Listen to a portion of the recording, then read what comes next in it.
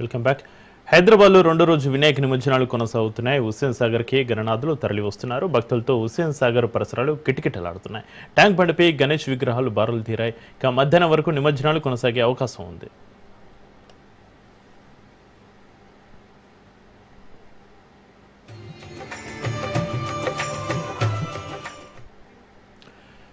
హైదరాబాద్లో గణేష్ నిమజ్జనోత్సవం కోలాహలంగా సాగుతుంది. భాగ్యనగరంలో వెలిసిన గణనాథులు నిమజ్జనానికి హుస్సేన్ సాగర్ వైపు కదులుతున్నారు. కన్నుల పండుగ గణేష్ శోభయాత్ర జరుగుతుంది. చిన్న పెద్ద అనే తేడా లేకుండా కేరింతలతో సందడి చేస్తున్నారు. గణేష్ నిమజ్జనానికి హుస్సేన్ సాగర్ దగ్గర భారీ ఏర్పాట్లు చేశారు అధికారులు.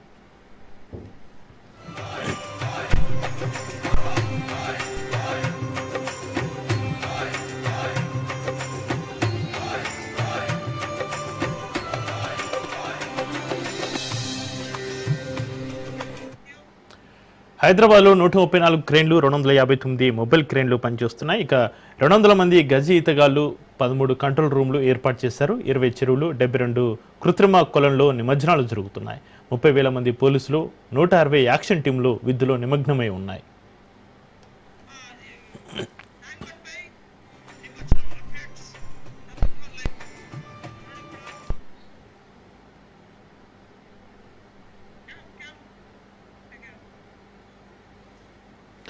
ఇక హైదరాబాద్లో రెండో రోజు గణేష్ నిమజ్జనాలకు సంబంధించి మరింత సమాచారాన్ని ట్యాంక్ బండ్ దగ్గర నుంచి మా ప్రతినిధి రత్నకుమార్ లైవ్లో అందిస్తారు. రత్నకుమార్, నిమజ్జనాలు ఏ విధంగా జరుగుతున్నాయి ట్యాంక్ బండ్ వద్ద?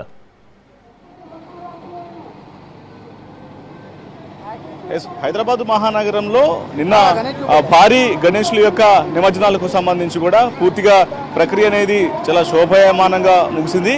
ఇప్పటికీ కూడా గణేష్ నిమజ్జనాల ప్రక్రియ అనేది కొనసాగుతుంది. ప్రజెంట్ మనం ట్యాంక్ బండ్ వద్ద ఉన్నాం. ఇప్పటికే అనేక విగ్రహాలు ఇప్పటికీ కూడా క్యూ లైన్లలోనే ఉన్నటువంటి పరిస్థితి కనిపిస్తుంది. మొత్తం ట్యాంక్ బండ్ అంతా కూడా గణేష్ని యొక్క విగ్రహాలతో నిండిపోయి ఉంది. మనం ఒకసారి విజువల్స్ లో చూడొచ్చు. నగరం నలుమూలల నుంచి వస్తున్నటువంటి విగ్రహాలన్నీ కూడా ట్యాంక్ బండ్ చేరుకుంటూ ఉన్నాయి. సో ఇటు ట్యాంక్ బండ్ కావచ్చు, అలాగే మరోవైపున ఎన్టీఆర్ మార్గ్, అలాగే పీపుల్స్ ప్లాజా వైపు అనేక ప్రాంతాల నుంచి కూడా వచ్చినటువంటి విగ్రహాలకు సంబంధించి కూడా సో మొత్తం ఇటు నిమజ్జనానికి తయారీగా ఉన్నటువంటి సిద్ధంగా ఉన్నాయి. మొత్తం 40 క్రేన్ పాయింట్లను ఏర్పాటు చేయడం జరిగింది. 40 క్రేన్ పాయింట్లను ఏర్పాటు చేసి నిమజ్జన ప్రక్రియను చేస్తూ ఉన్నారు అధికారులు. ఇక ఇప్పటి వరకు జరిగినటువంటి నిమజ్జనాల ప్రాసెస్లో ఎటువంటి ఆటంకాలు అనేవి తలగకుండా పూర్తిగా అన్ని రకాల ఏర్పాట్లను చేయడం జరిగింది. సో వీటన్నిటికీ సంబంధించి అధికారులు చేసినటువంటి ఏర్పాట్లకు సంబంధించి కూడా ఇటు ప్రజలు కొంత సంతోషాన్ని వ్యక్తం చేసినటువంటి పరిస్థితి కనిపిస్తోంది.